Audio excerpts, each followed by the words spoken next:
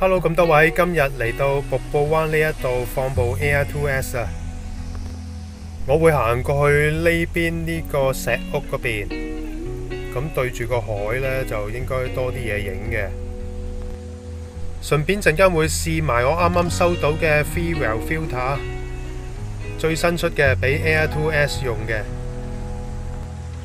我睇返資料，呢間石屋應該係戰時嗰陣機槍堡嚟嘅。咁我都費事行入去啦，我直接上去上邊啊！上邊放機應該唔錯嘅。嗱，對住個海啦。好啦，呢盒就係我啱啱收到嘅 Freewell Air2S 專用 filter。我而家開箱俾大家睇下先。其實 Five More Combo 裏邊都有4塊啦，咁做乜要有呢套啊？咁大家睇下 ，total 有8塊咁多喎。而且呢一套最大度數去到 ND2000咁多。仲跟一塊 CPL filter 添，咁我而家試下裝塊 CPL 上去睇下有咩分別。嗱，外觀上呢，有別於原裝嗰塊 filter 嘅，咁中間呢就有個圓圈啦。咁究竟個圓圈做咩嘅呢？只要用手指輕輕擰個圈呢，就可以調校佢濾光嘅程度嘅。咁而家咁樣睇呢就好難睇，就咁裝上去機度睇下個圖傳畫面呢，咁就一清二楚噶啦。首先呢，就要拆咗原裝嗰個鏡頭框先啦。然之後就裝塊 CPL filter 落去啦，嗱，輕輕用手一再擰，咁啊裝好啦。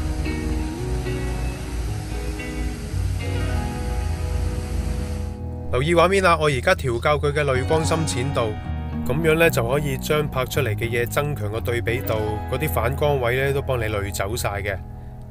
好啦，咁我而家就飛出去睇下有裝 CPL 濾鏡同埋冇裝，睇下畫面有咩分別先。單睇裝咗濾鏡嘅畫面呢，就睇唔出有咩分別嘅。但係將兩個畫面拍埋一齊，上邊明顯係有裝，下低就冇裝嘅。明顯見到有裝 filter 嘅可以好清楚咁望到水底，而下邊冇裝 filter 嘅畫面呢，就比較難見到水底，同埋啲光位呢有少少刺眼添啊。好啦，睇完 CPL 濾鏡有咩分別之後，我而家就即刻試埋呢個 ND 減光濾鏡啦。拆走濾鏡嗰下都唔使好大力，好容易就拆得開啦。好，跟住我今次試下 ND1000 嘅濾鏡。ND1000 濾鏡就冇得調校啦，係1000就係1000。外形呢就同原裝濾鏡一模一樣。咁深顏色嘅濾鏡，當然裝咗落去之後個畫面好暗啦。咁我哋就要將個快門調校到慢一啲，大概2秒左右啦。好啦，咁樣飛過去瀑布嗰邊。我而家加咗 ND1000 減光濾鏡之後，就係想喺日光之下將啲流水影出嚟有絲絹咁嘅效果。嗱，而家用到2秒曝光，咁部航拍機呢就唔可以喺強風之下影到呢一類相啦，因為部機抗風嗰陣會搖下搖下，影出嚟嘅相一定會蒙嘅。我再手動將個色溫校翻暖少少。我拍攝當日唔算太大風，所以我可以將個快門再校慢少少啦。4秒又好似多過頭喎，校3秒啦。當完成咗3秒曝光之後，見到中間個十字座標都係冇褪到位，咁證明張相都應該唔會鬆郁蒙嘅。我哋放大啲睇下，嗱，流水係有啲絲絹效果嘅。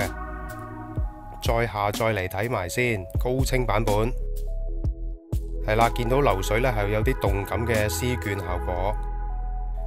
同樣嘅攝影技巧，第時可以趁夏天落完紅雨黑雨之後影水壩排洪，影出嚟嘅相一定比影瀑布更加壯觀。好啦，影完瀑布流水之後，我而家掉頭飛出去海面睇下有啲咩可以影。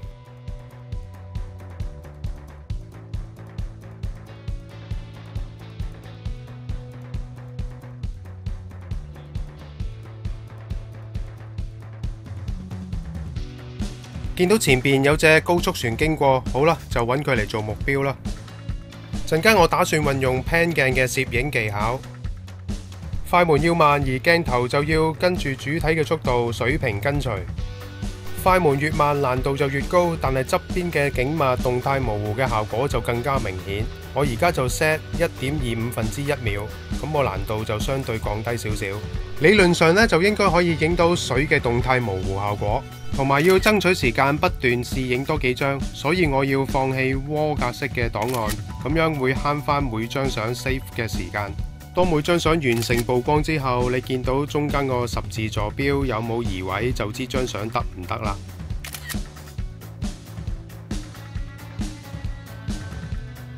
影完隻細船，又見到隻大嘅貨櫃船，又可以揾佢嚟做目標啦。將中間嘅十字坐標固定咁樣跟隨住船嘅某一點。當眼見個十字坐標固定咁樣搭住喺你假想嗰一點嗰度，咁就可以按下快門掣啦。大船嘅速度比頭先隻高速船慢咗少少，所以要跟隨佢嘅難度都相對降低咗啲。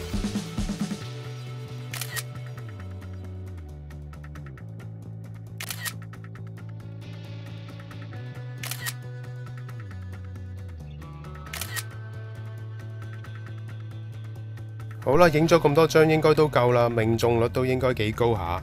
依家得返30% 電，咁係時候都要返航啦。好啦，簡單咁試完兩種一定要有 filter 先影到嘅場景，陣間返嚟降落之後，我會開返啲相過落去電話度，再用 Lightroom 執一執佢。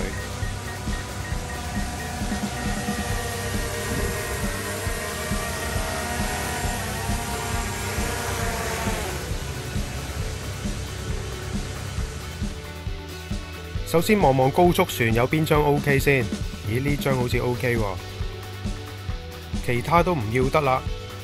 我再睇睇大船先，大船比較易啲，應該張張都近磅嘅，呢啲都有啲朦啊。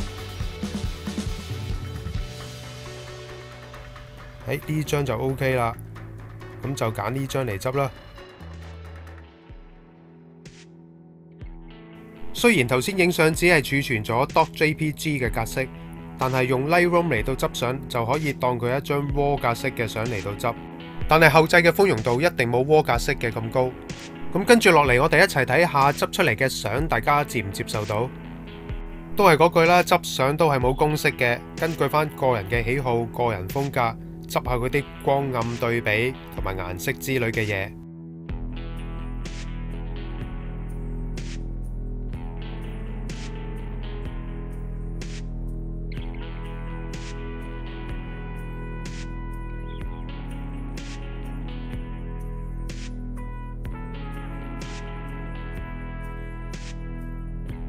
最後推高埋銳利化，咁就大功告成啦。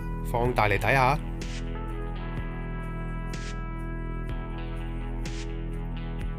嗱，大家覺得係咪還可以先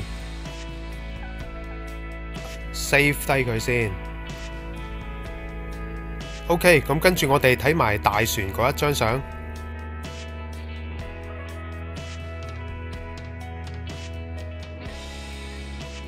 原相直出 .jpg 嘅格式就係咁嘅樣，啲光暗對比啊同埋顏色咧都一定要執一執佢。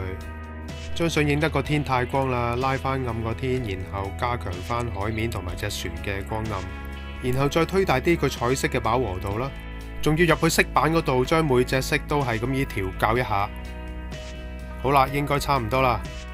放大嚟睇下先，水面一樣係有動態模糊嘅效果。主體我就已經盡咗力，盡量保持佢穩定清晰㗎啦。好啦，今集到此為止啦。大家有咩想講喺下低留言同我講啦。同埋如果覺得好睇嘅，請你俾 like 同埋分享。下一集再見啦，拜拜。